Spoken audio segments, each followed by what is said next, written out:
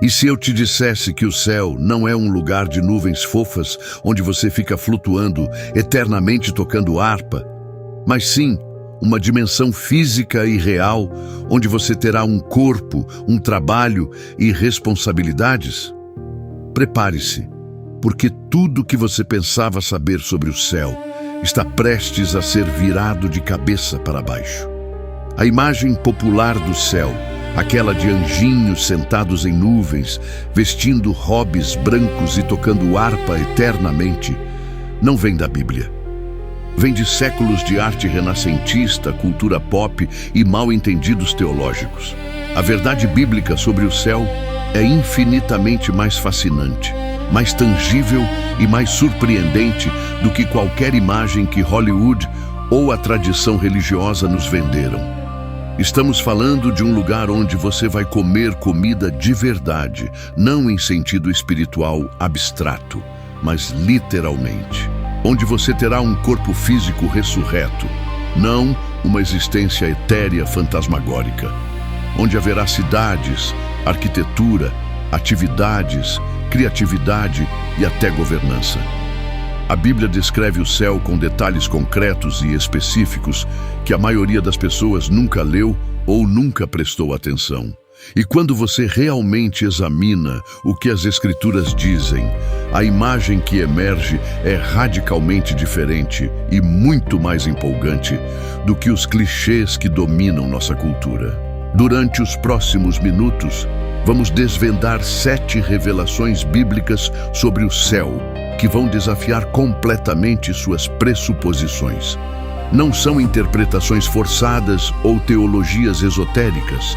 São descrições claras e diretas que estão lá nas páginas das Escrituras, mas que por algum motivo foram esquecidas, ignoradas ou mal compreendidas.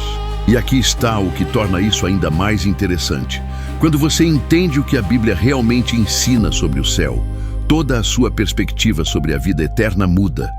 Não é um destino enfadonho de ociosidade eterna. É um futuro vibrante, dinâmico, criativo e surpreendentemente tangível. Você pode ser cético, pode ser crente há décadas, pode estar em algum lugar no meio. Não importa. O que você está prestes a descobrir vai expandir sua imaginação sobre o que significa eternidade. Então, prepare-se para desaprender o que você pensava saber e descobrir o que a Bíblia realmente revela sobre nosso destino final. Vamos começar. A primeira revelação que choca a maioria das pessoas é esta: no céu, você não será um espírito flutuante e incorpóreo. Você terá um corpo físico real, tangível e melhorado. 1 Coríntios 15, 42, 44. É cristalino sobre isso. Assim também a ressurreição dos mortos. Semeia-se o corpo em corrupção, ressuscita em incorrupção. Semeia-se corpo natural, ressuscita corpo espiritual. Note que Paulo não diz que você se torna puro espírito, ele diz corpo espiritual. Um corpo físico transformado, aperfeiçoado, mas ainda um corpo. A prova definitiva disso é Jesus após sua ressurreição. Ele é o protótipo, o primeiro exemplo do que nossos corpos ressurretos serão. E o que vemos? Ele comeu peixe grelhado, Lucas 24, 42, 43. Não fingiu comer. Ele literalmente mastigou e engoliu comida física. Tomé tocou suas feridas, João 20, 27. Jesus tinha carne e ossos. Um espírito não tem carne nem ossos, como vedes que eu tenho. Lucas 24, 39. Mas seu corpo também tinha capacidades além das limitações naturais. Ele apareceu em salas trancadas, João 20, 19, desapareceu de vista, Lucas 24, 31, e aparentemente não estava sujeito às mesmas leis físicas que nos limitam agora. Filipenses 3, 21 confirma: Ele transformará o nosso corpo de humilhação para ser igual ao corpo da sua glória. Pense nas implicações. Você reconhecerá as pessoas, porque terão aparência física. Você poderá abraçar entes queridos. Poderá experimentar sensações físicas, não dor ou fadiga, mas prazer, beleza, textura. Isaías 65, 17 e 25 descreve a nova terra, que é onde os crentes passarão a eternidade, não flutuando em algum reino etéreo, com pessoas construindo casas, plantando vinhas, comendo o fruto delas. Essas são atividades físicas que requerem corpos físicos. A ideia de que seremos espíritos desencarnados flutuando eternamente não vem da Bíblia, vem do platonismo grego que infiltrou a teologia cristã ao longo dos séculos. Mas a visão bíblica é encarnacional. Deus criou a matéria, a chamou de boa e planeja redimi-la, não descartá-la. Se você terá um corpo físico, faz sentido que haverá comida e bebida reais no céu. E a Bíblia confirma isso repetidamente. Apocalipse 22, 2 descreve a árvore da vida que produz 12 frutos, dando o seu fruto de mês em mês. Frutas reais, que crescem mensalmente em ciclos. Não é metáfora vaga, é descrição botânica específica. Lucas 22, 16, 18 registra Jesus dizendo na última ceia: não a comerei mais até que ela se cumpra no reino de Deus. Não beberei do fruto da videira até que venha o reino de Deus. Jesus está falando de literalmente comer e beber no reino futuro. Mateus 8:11 diz: muitos virão do Oriente e do Ocidente e reclinar-se-ão à mesa com Abraão, Isaque e Jacó no reino dos céus. Uma mesa, com pessoas reclinadas, comendo juntas. Essa é a descrição de um banquete físico. Apocalipse 19:9 fala das bodas do Cordeiro e chama bem-aventurados os que são chamados à ceia. Novamente uma ceia, refeição real, comida tangível. Isaías 25:6 é ainda mais específico.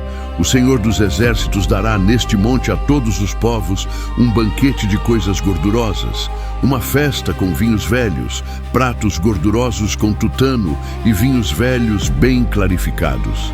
Isso não é linguagem abstrata, são descrições culinárias concretas. Por que comida no céu?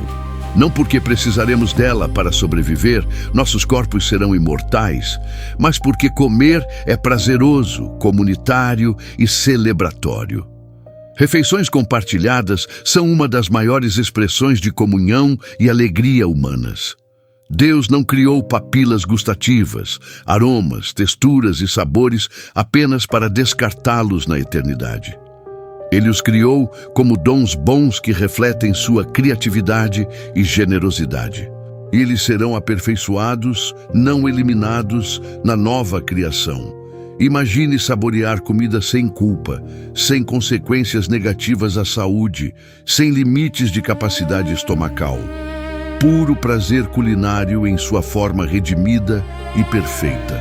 Isso está desafiando sua imagem tradicional do céu. Qual dessas revelações te surpreendeu mais? Deixa nos comentários e compartilha com alguém que precisa ver isso. Aqui está uma que realmente choca as pessoas. Você vai trabalhar no céu, não trabalho tedioso ou cansativo, mas atividade produtiva, criativa e significativa. Apocalipse 22:3 declara: já não haverá maldição. Nela estará o trono de Deus e do Cordeiro. Os seus servos o servirão. Servir é ação, é atividade, é trabalho. Apocalipse 7:15 reforça: por isso estão diante do trono de Deus e o servem de dia e de noite no seu santuário. Servir continuamente não é ociosidade eterna, é engajamento ativo. Mas o que fazemos especificamente? A Bíblia dá pistas fascinantes. Lucas 19, 17 e 19. Na parábola dos talentos, Jesus diz ao servo fiel: muito bem, porque foste fiel no mínimo, terás autoridade sobre 10 cidades. Governança, administração, liderança sobre regiões geográficas reais. 1 Coríntios 6, 2, 3 vai ainda mais longe. Não sabeis que os santos hão de julgar o mundo? Não sabeis que havemos de julgar os próprios anjos? Responsabilidades judiciais e governamentais. 2 Timóteo 2,12 afirma: se perseveramos, também reinaremos com ele. Reinar implica governo ativo, não descanso passivo. Isaías 65, 21, 22 descreve pessoas: edificarão casas e nelas habitarão, plantarão vinhas e comerão do seu fruto. Construção, agricultura, cultivo, desenvolvimento. Gênesis 2,15 nos dá a chave. Antes da queda, Deus colocou Adão no Éden para o lavrar e o guardar. Trabalho não foi consequência do pecado, foi parte do design original de Deus para a humanidade. A maldição não foi o trabalho em si, mas a frustração, o suor penoso e a futilidade que o acompanharam após a queda. No céu, o trabalho será restaurado à sua forma original. Criativo, satisfatório, produtivo, sem fadiga, sem frustração, sem fracasso. Você desenvolverá habilidades eternamente, criará coisas novas, explorará, descobrirá, governará e administrará sob a soberania perfeita de Cristo. A descrição mais detalhada do céu na Bíblia não é de nuvens etéreas, mas de uma cidade massiva, fisicamente tangível, com arquitetura específica e infraestrutura real. Apocalipse 21, 22 dedica 2 capítulos inteiros descrevendo a Nova Jerusalém em detalhes arquitetônicos precisos. A cidade é quadrada e o seu comprimento é igual à sua largura. E mediu a cidade com a vara até 12.000 estádios. O seu comprimento, largura e altura são iguais. Apocalipse 21, 16. 12.000 estádios equivalem a aproximadamente 2.200 quilômetros. Essa é uma cidade-cubo do tamanho de um continente. Para contexto, você poderia colocar toda a área dos Estados Unidos dentro dela e ainda sobrar espaço. A estrutura da muralha é de jaspe. Também a cidade é de ouro puro, semelhante a vidro límpido. Os fundamentos da muralha da cidade estão adornados de toda espécie de pedras preciosas. Apocalipse 21, 18, 19. São mencionados 12 tipos específicos de pedras preciosas: jaspe, safira, calcedônia, esmeralda, sardônica, sárdio, crisólito, berilo, topázio, crisópraso, jacinto e ametista. Não são símbolos vagos, são materiais específicos de construção. As 12 portas são 12 pérolas. Cada uma das portas é uma pérola. A praça da cidade é de ouro puro, como vidro transparente. Apocalipse 21, 21. Há ruas, praças, portas, muralhas, fundações, rio correndo pelo meio da cidade. Apocalipse 22, 1. Árvores alinhadas nas margens. Apocalipse 22, 2. Essa é descrição de planejamento urbano real, não de algum reino místico desencarnado. Hebreus 11, 10 diz que Abraão aguardava a cidade que tem fundamentos, da qual Deus é o arquiteto e edificador. Deus é descrito como arquiteto, alguém que projeta estruturas físicas. Por que Deus criaria uma cidade tão elaborada se passássemos a eternidade como espíritos flutuantes? A cidade existe porque teremos corpos físicos que precisam de espaço físico para habitar, interagir e prosperar. Muitas pessoas temem que no céu todos se tornem idênticos, perdendo personalidade e identidade individual. Ou que não reconhecerão entes queridos. A Bíblia ensina exatamente o oposto. Quando Jesus foi transfigurado no monte, Moisés e Elias apareceram com ele. Os discípulos os reconheceram, apesar de nunca terem visto esses homens que morreram séculos antes. Mateus 17, 3, 4. Como? Porque mantiveram identidades reconhecíveis. Após a ressurreição, Jesus foi reconhecido por seus discípulos. Maria o reconheceu pela voz. João 20, 16. Os discípulos no caminho de Emaús o reconheceram por seus gestos familiares ao partir o pão. Lucas 24, 30, 31.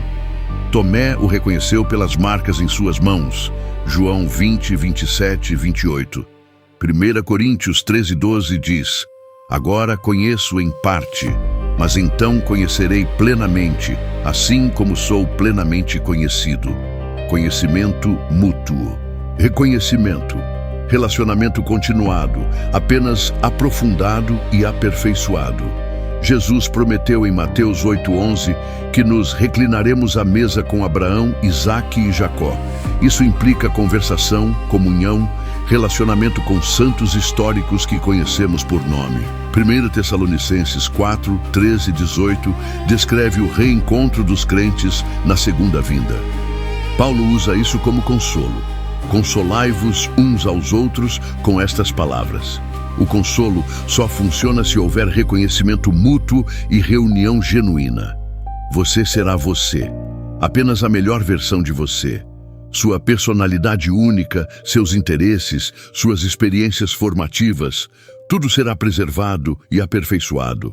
Não seremos clones uniformes, mas indivíduos gloriosamente diversos em união perfeita. Relacionamentos terrenos importantes, cônjuges, filhos, pais, amigos, não serão apagados, mas transformados. Jesus disse que não haverá casamento no céu, Mateus 22:30. Não porque relacionamentos acabam, mas porque todos os relacionamentos serão elevados a um nível de intimidade e perfeição que ultrapassa até as melhores conexões terrenas. Qual dessas revelações está mudando sua perspectiva sobre eternidade? Comenta aqui.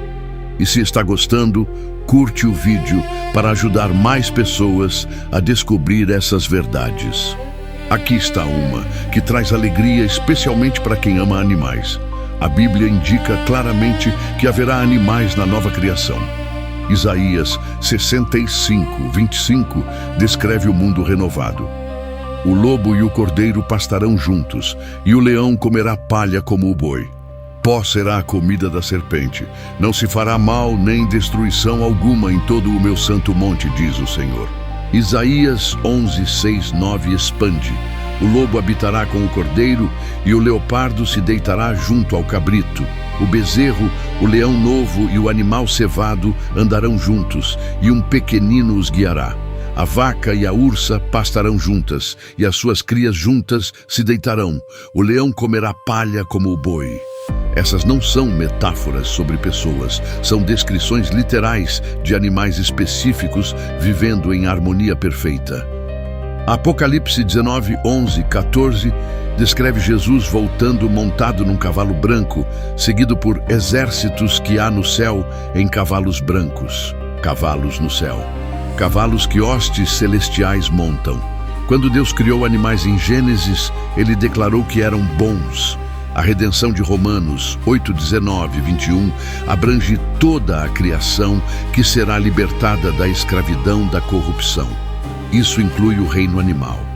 Eclesiastes 3:21 faz uma pergunta intrigante. Quem sabe se o espírito dos filhos dos homens sobe para cima e se o espírito dos animais desce para a terra? A pergunta implica que animais têm alguma forma de espírito ou essência que pode ter destino eterno.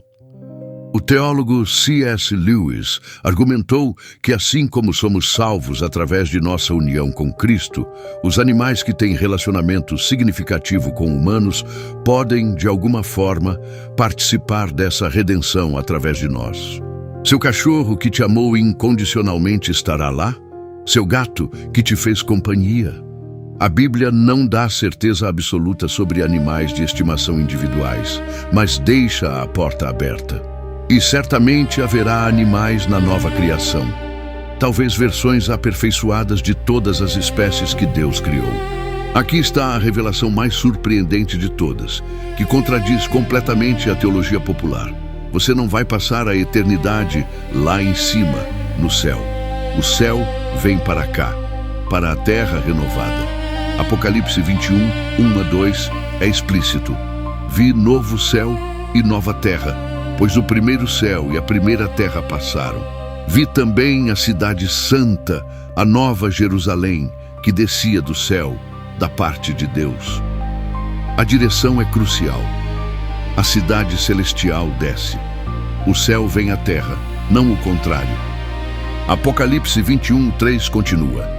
Eis o tabernáculo de Deus com os homens. Deus habitará com eles. Eles serão povos de Deus, e Deus mesmo estará com eles. Mateus 5:5.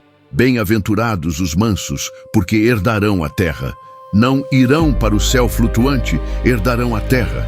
2 Pedro 3,13 fala de novos céus e nova terra, nos quais habita justiça. Essa é nossa habitação eterna. A narrativa bíblica começa em um jardim na terra, Éden, e termina em uma cidade-jardim na terra renovada, Nova Jerusalém. Deus não abandona sua criação física, Ele a redime e restaura. Isso significa que a eternidade não será em algum reino etéreo desconectado da realidade física. Será aqui, neste universo renovado e aperfeiçoado. Montanhas, oceanos, florestas, paisagens, tudo recriado sem corrupção, morte ou decadência. Romanos 8:21 promete que a própria criação será redimida do cativeiro da corrupção. Não destruída e substituída, redimida e transformada. Pense nas implicações. Tudo que você ama sobre a criação, pôr do sol, oceanos, montanhas, estrelas, existirá em forma aperfeiçoada. Exploração sem fim de um universo renovado. Criatividade ilimitada em um cosmos sem limites. O céu não é escape da terra. É a terra finalmente se tornando o que Deus sempre pretendeu que fosse, seu lar conosco. Então, como essas 7 revelações mudam tudo? Primeiro, elas transformam o céu de um conceito abstrato e desencarnado em uma realidade tangível e empolgante. Não é um destino vago de nuvens e harpas. É um futuro físico, dinâmico e surpreendentemente concreto. Segundo, elas dignificam o corpo e a criação física. O gnosticismo e o platonismo ensinaram que matéria é ruim e espírito é bom. Mas a Bíblia ensina que Deus criou o mundo físico, o chamou de bom, se encarnou em carne humana, ressuscitou fisicamente e planeja renovar toda a criação material. A redenção não é escape da fisicalidade, é sua consumação. Terceiro, elas dão propósito à vida presente. Se a eternidade envolverá trabalho criativo, governança, relacionamentos e desenvolvimento, então as habilidades que você desenvolve agora, artísticas, técnicas, relacionais, administrativas, não são desperdiçadas. São preparação para responsabilidades eternas. Quarto, elas oferecem consolo genuíno para a perda. Você não apenas verá novamente entes queridos num sentido vago. Você os reconhecerá, conversará com eles, se relacionará com eles em corpos ressurretos em uma terra renovada. Quinto, elas elevam o valor da criação agora. Se Deus planeja renovar a terra, não descartá-la, então cuidar da criação importa. Mordomia ambiental não é distração da missão espiritual, é alinhamento com os propósitos eternos de Deus. Sexto, elas respondem ao tédio que muitos secretamente temem sobre a eternidade. Adoração eterna num sentido litúrgico contínuo soa entediante para muitos. Mas exploração infinita, criatividade ilimitada, relacionamentos aprofundados e responsabilidades significativas num universo sem limites, isso é empolgante. E sétimo, elas põem Jesus no centro de tudo. Tudo que descobrimos sobre o céu aponta para Ele. Ele tem o corpo ressurreto modelo. Ele é o Cordeiro cujas bodas celebraremos. Ele é o Rei sob cuja autoridade governaremos. Ele é o arquiteto da Nova Jerusalém. Ele é aquele que une céu e terra. Qual dessas 7 revelações mais impactou você? Sua visão de eternidade mudou? Comenta aqui e marca alguém que precisa ver isso. Compartilha para espalhar essas verdades. Então, depois de tudo que descobrimos, a pergunta final é: e agora? Se o céu é real, físico, tangível e empolgante como a Bíblia descreve, isso deveria mudar radicalmente como vivemos hoje. Colossenses 3:1-2 instrui: já que fostes ressuscitados com Cristo, buscai as coisas lá do alto. Pensai nas coisas lá do alto, não nas que são aqui da terra. Mas aqui está o paradoxo. Pensar corretamente sobre o céu não nos torna menos terrenos, mas mais efetivos na terra. C.S. Lewis disse famosamente: se você ler história, descobrirá que os cristãos que mais fizeram pelo mundo presente foram precisamente aqueles que pensaram mais no próximo. Por quê? Porque quando você sabe que este mundo não é tudo que existe, você se liberta para investir nele sem desespero. Você trabalha por justiça, sabendo que o mal será finalmente derrotado. Você cria beleza, sabendo que nada bom é desperdiçado. Você desenvolve relacionamentos, sabendo que conexões genuínas transcendem a morte. Filipenses 3:20 declara: a nossa pátria está nos céus. Isso não significa indiferença à terra, mas perspectiva correta. Somos embaixadores de um reino futuro, trazendo seus valores para o presente. As 7 revelações que exploramos: corpo físico, comida real, trabalho significativo, cidade arquitetônica, identidades preservadas, animais presentes e céu vindo à terra, todas apontam para a mesma verdade fundamental. Deus ama sua criação e planeja redimi-la completamente. Isso significa que nada bom é perdido. Toda beleza verdadeira, todo amor genuíno, toda criatividade autêntica, toda justiça conquistada, tudo será preservado e aperfeiçoado na eternidade. Então viva agora à luz desse futuro certo. Desenvolva suas habilidades, você as usará eternamente. Cultive relacionamentos profundos, eles transcenderão a morte. Crie coisas belas, elas ecoarão na eternidade. Lute por justiça, ela finalmente prevalecerá. E acima de tudo, conheça aquele que torna tudo isso possível. Jesus não é apenas seu bilhete para o céu, ele é a própria essência do céu. Conhecê-lo agora é começar a experimentar a vida eterna que se estenderá infinitamente para frente. O céu não é recompensa distante e abstrata.